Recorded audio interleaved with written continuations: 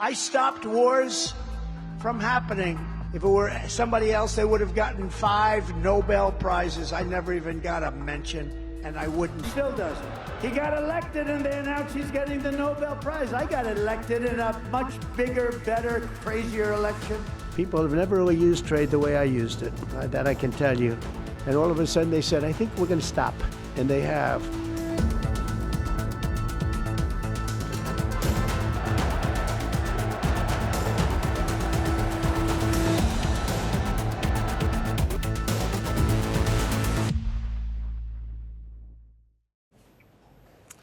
Those who've tracked this conflict have been asking one question. How did we arrive at a ceasefire? One moment, there was a serious escalation with air bases being bombed. The next moment, a pause in fighting. How did it happen?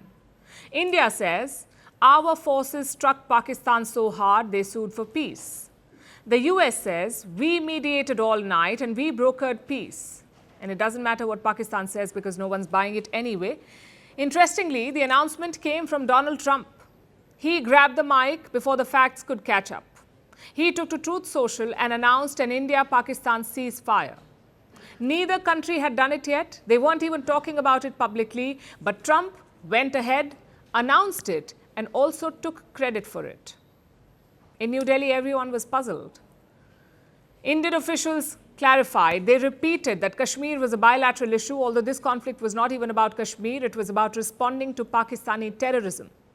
And yes, India did talk to the US like it talked to all other partners and global players during Operation Sindoor. India kept everyone in the loop. But the decision to pause the fighting was taken only between India and Pakistan. So to say that the US played peacemaker was a bit of a stretch. This is New Delhi's position. Trump is having none of it. He's been spinning a completely different narrative, and yesterday he doubled down on it. On Saturday, my administration helped broker a full and immediate ceasefire, I think a permanent one, between India and Pakistan, ending a dangerous conflict of 2 nations with lots of nuclear weapons. And they were going at it hot and heavy, and it was seemingly not going to stop. And we stopped the nuclear conflict. I think it could have been a bad nuclear war. Millions of people could have been killed, so I'm very proud of that. Donald Trump says he stopped a nuclear war between India and Pakistan. How? By using the leverage of trade. He says he threatened to stop trade with India and Pakistan, and that is what forced both countries to stop the fighting. This is Trump's narrative. I said, come on, we're going to do a lot of trade with you guys. Let's stop it. Let's stop it. If you stop it, we're doing trade. If you don't stop it, we're not going to do any trade. People have never really used trade the way I used it. That I can tell you. And all of a sudden they said, I think we're going to stop. And they have. And they did it for a lot of reasons, but trade is a big one. He clearly doesn't get it. He doesn't get what this is about. This was not about trade. During Operation Sindoor, India and the US had multiple conversations, by the way. On May 9th, US Vice President J.D. Vance spoke to Indian Prime Minister Narendra Modi. On May 8th and May 10th, on 2 different occasions, US Secretary of State Marco Rubio spoke to India's External Affairs Minister S. Jaishankar. None of those conversations featured trade. And today, New Delhi set the record straight. There is no role for the Americans here. From the time of Operation Sindoor commenced on 7th May, till the understanding on cessation of firing and military action on 10th May, there were conversations between Indian and US leaders on the evolving military situation. The issue of trade did not come up in any of these discussions. As you are aware, we have a long-standing national position that any issues pertaining to the Union territory of Jammu and Kashmir have to be addressed by India and Pakistan bilaterally. That stated policy has not changed. The fact is, Trump doesn't even understand the Kashmir issue. He's been exposing his lack of understanding from the word go. Listen to this first. It's been going on for a long time, decades and decades. There's a lot of dislike, unfortunately. So we've been in the middle trying to help them both out, see if we can get some organization and some peace, and I think probably that's going to be happening. Because this has been going on for many, many years.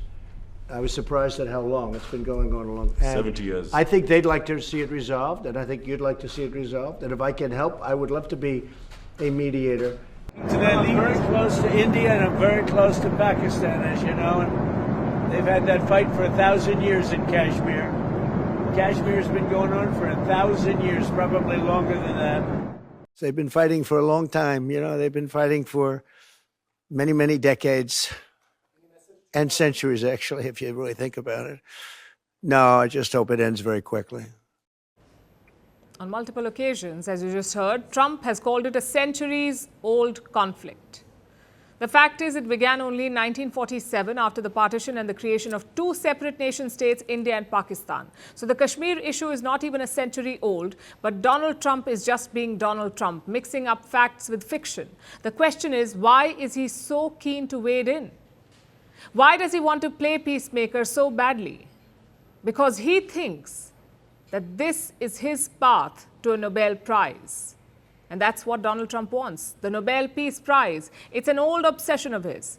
It started in 2009 when Barack Obama got the Nobel. He was the US president then. He'd been in office for barely 8 months, yet he was awarded the Nobel. What for? Apparently for his efforts to strengthen international diplomacy. It was one of the most ill-deserved Nobel Prizes. And Donald Trump thought it was unforgivable. 16 years later, that moment lives rent-free in his mind. Still doesn't. He got elected and they announced he's getting the Nobel Prize. I got elected in a much bigger, better, crazier election.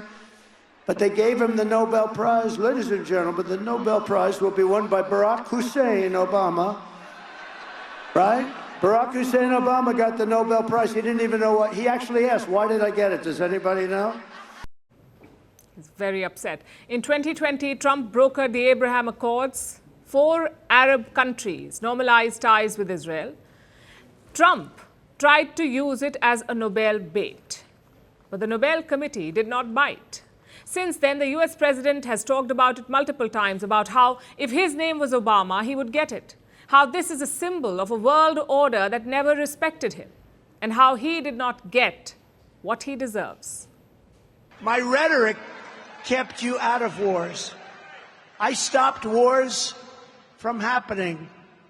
If it were somebody else, they would have gotten 5 Nobel Prizes. I never even got a mention, and I wouldn't. Because I happen to be a different kind of a person, and the fake news treats me much differently than they treat other people. Obama got a Nobel Peace Prize, and he didn't even do, he said. And now Trump is back for a second term. He is more determined than ever to correct that historic insult. You see, Trump has always measured success in superlatives. The biggest crowd, the strongest economy, the fastest recovery. That's what he wants. So naturally, when it comes to peace, he is not content with praise. He wants a trophy. He wants the Nobel Peace Prize, and he is not being subtle about it. He tried to stop 2 wars in Ukraine and Gaza. He couldn't. In Ukraine, Trump promised to end the war in 24 hours. 24 hours of being elected, it's been more than 110 days. The war is still on. In Gaza, it's worse. A tenuous truce collapsed in March, violence has spiraled again, and this has hit Trump's peacemaker brand. So when he saw an opportunity in South Asia, he seized it. You see, facts have never been speed bumps in the Trump show. This isn't about the reality on the ground. This is not about India. This is not about Prime Minister Modi. This is not about Pakistan. For Trump, this is only about himself. How he de-escalated a potential nuclear war. How he saved millions of lives. How he did what no one else could. This is Trump's version. Because the headlines matter more than history. This is not about peace. It's about a prize with his name on it. At Firstpost, we are choosing to hold on to accuracy.